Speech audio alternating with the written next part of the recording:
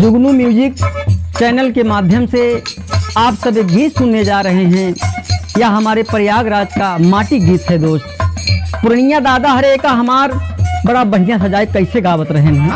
आज के कलाकारों कवियों कवि का कहना है, क्या कहना है? हाय हाय शायरी रोवती बा, हाँ शायरी रोवती बा, आज होती बा पायल के झनकार, शायरी रोवती बा।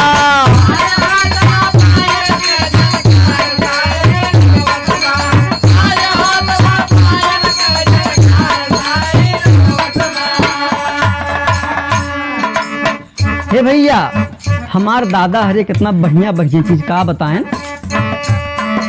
मटिया में ही लोट लोट के गीत गाए यही रउआ,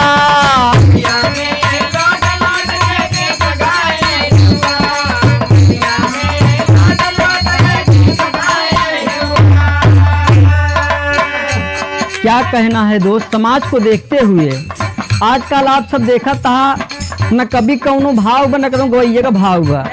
केहू गावता है ले लो पदीन पुदीना, केहू गावता है मार उसरा लोहई गरम बा। देखा भाई कितना बढ़िया बढ़िया हमार पुरानिया गीत कैसे गाएं। क्या कहना है? मटिया में ही लोट लोट के गीत गाए यही रउआ,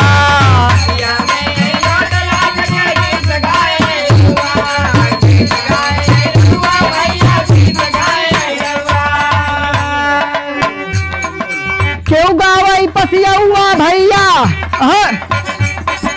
केहू गावई पसियौआ भैया, केहू गावई मंगतौआ, शायरी रोवती बा, शायरी रोवती बा, आज होती बा घुंघरू के झनकार, शायरी रोवती बा।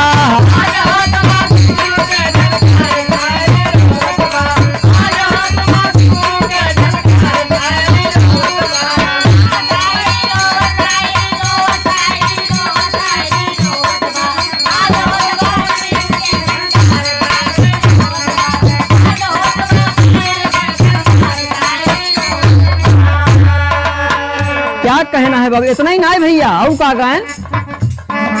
खेत किसानी जाई जाई के दादा गावे धोबियौआ,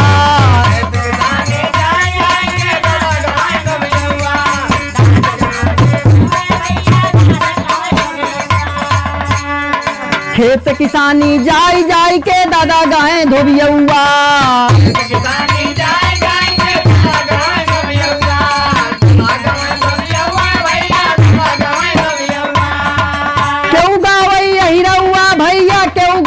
पसियौआ, शायरी रोवती बा, शायरी रोवती बा, आज होती बा झूठई हाहाकार, शायरी रोवती बा, आज होती बा झूठई हाहाकार, शायरी रोवती बा।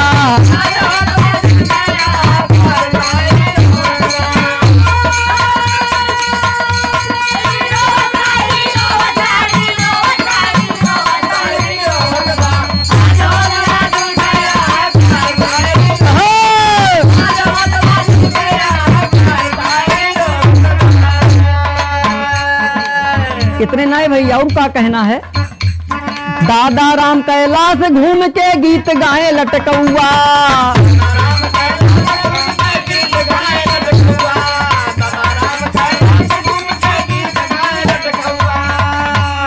बिरहा के बाबूजी सम्राट कलाकार आप परम पूज्य हमारे दादा राम कैलाश जी का गावे? दादा राम कैलाश घूम के गीत गाए लटकौआ,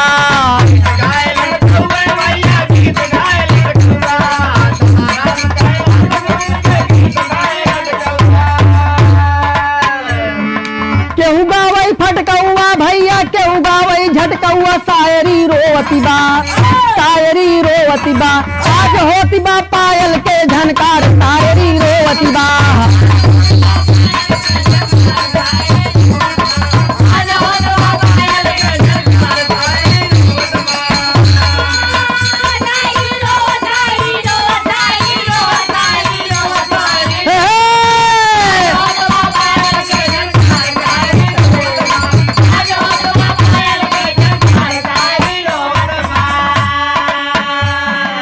क्या कहना है भैया?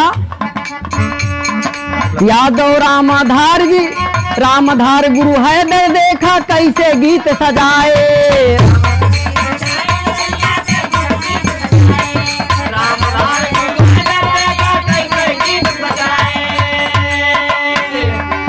रामाधार गुरु हैदर देखा कैसे गीत सजाए।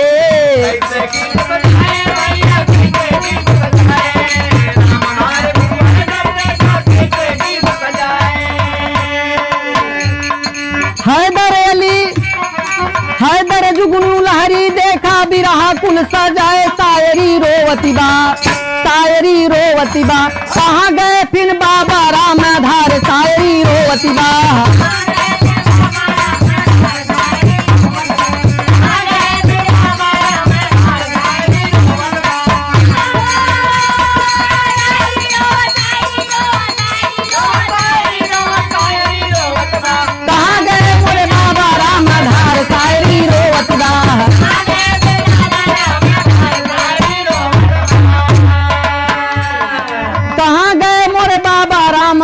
शायरी रोवती बा, कहाँ गए मोर बाबा रामाधार, शायरी